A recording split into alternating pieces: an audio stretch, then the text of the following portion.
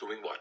He was a union effort Absolutely. to improve Absolutely. wages and working conditions for people who were terribly exploited. That's what he was doing. Absolutely. And what was he working on? What was the big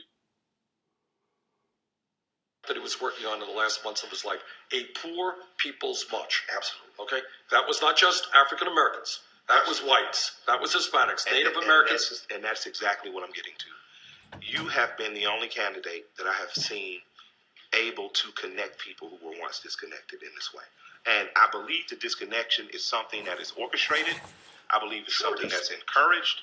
I believe it's something that for the last at least 40, 50 years, there has been a political agenda to make sure that people choose teams. I often speak at colleges, and the number one thing I tell kids is they brought me here to talk about racism and to talk about police brutality because they know that's my box. I'm a black guy. I have to think about those things on a daily basis.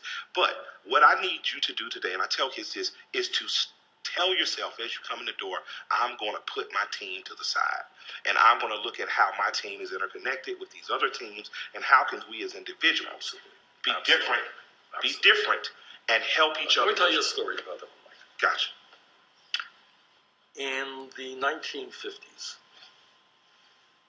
what state in this country had the lowest paid white workers? What state? Take a guess. I would imagine Georgia or Alabama. Try Mississippi. That makes sense. Okay.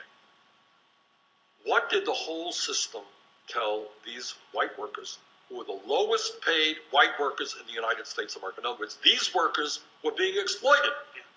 What they said is, you can go to that water fountain and drink, and the black guy can't. You can go to that bathroom, you can go to that restaurant. Man, you got it good.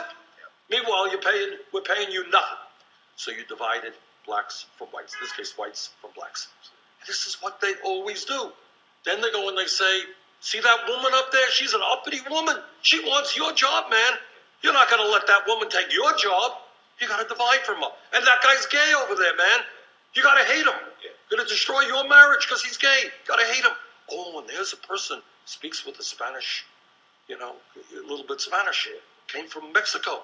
You're supposed to hate them, man. You're not going to work with those people. That has been what the ruling class has done over and over again. Why?